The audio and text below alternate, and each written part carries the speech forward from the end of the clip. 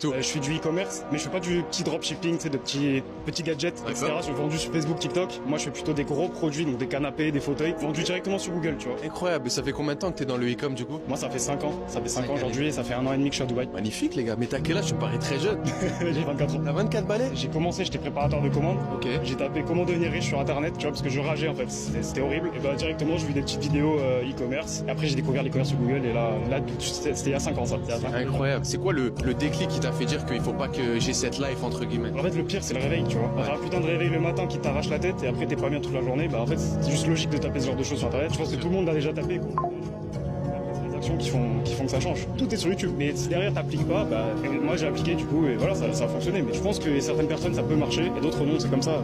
C'est la vie, hein. Est-ce que tu peux nous dire sur une année quelle a été la plus grosse somme d'argent que t'as encaissée? Du coup, moi en tout, j'arrive aux 4,5 millions de chiffre d'affaires. 4M. Ouais, mais vu que je suis sur Google, j'ai des marges à 45% environ. Donc c'est pas mal, tu vois. D'accord. Parce que du coup, tu vois, je vends des gros produits. Donc des canapés que t'achètes 100 balles, que tu revends à 300 balles, le bénéfice ça va très vite, tu vois. Ouais, bien sûr. Et quel a été le plus gros facteur de ta réussite pour réussir justement dans le e-com ou même de façon générale dans la live, tu vois? Moi, c'est le réseau qui a changé ma vie. C'est-à-dire que à force d'écouter des gens qui faisaient n'importe quoi, etc., j'étais une petite racaille avant, tu vois. J'étais à Marseille, machin, j'étais en fou. Enfin bref. En full Lacoste? Ouais, full Lacoste. J'étais à Lacoste. Et je traînais avec des mecs, ça allait pas. T'es la moyenne des 5 personnes que tu côtoies, mais aussi la moyenne des 5 personnes que tu consommes et que tu vois tous les jours sur internet aussi, tu vois. Donc les gars, regardez Loïc Bourget et vous pourrez exceller dans votre vie. Parce que moi, c'est ça qui a changé ma vie, c'est le réseau et les gens que je côtoie. Ça a été quoi le meilleur conseil que t'aies reçu quand t'étais gamin? En fait, c'était juste de voir mon père qui se levait pas le matin parce qu'il était entrepreneur aussi. Et de voir ça, en fait, je me suis dit, mais putain, c'est une putain de dinguerie. Genre, le mec n'a jamais mis de réveil, je l'ai jamais vu travailler pour quelqu'un d'autre. Moi, rien que de voir ça, en fait, c'était un conseil en soi, tu vois.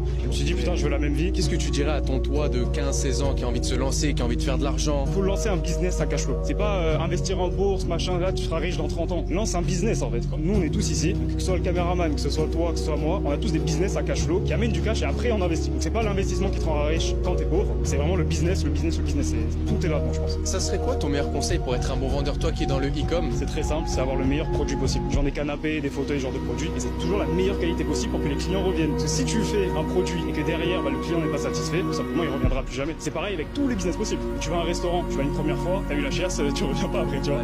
C'est pareil. C'est comme ça. C'est bête, mais c'est tellement réel. Ok. Est-ce que toi, t'as une leçon de vie qui t'a marqué, hormis ce que tu nous as déjà expliqué, qui a fait l'homme que t'es aujourd'hui? En fait, moi, j'étais un gros porc. J'étais un gros lard, tu vois. Et du coup, je courais, en fait, j'ai couru, j'ai arrêté de manger, etc. T'es en pleine forme là, mon gars. Ça va. Et du coup, je pense que c'est ça qui m'a changé. C'est-à-dire que je me suis forgé un caractère de par justement la muscu, etc. Je pesais 45 kilos, tu vois, quand j'ai commencé la muscu. Et mes parents, ils voulaient m'interner, etc. Parce que j'étais anorexique, en gros. Enfin, en gros, j'étais un gros porc. Après, je suis devenu anorexique. Et après, des troubles alimentaires. Voilà, tu vois. D'accord. Donc, que ce soit d'un côté comme de l'autre, je faisais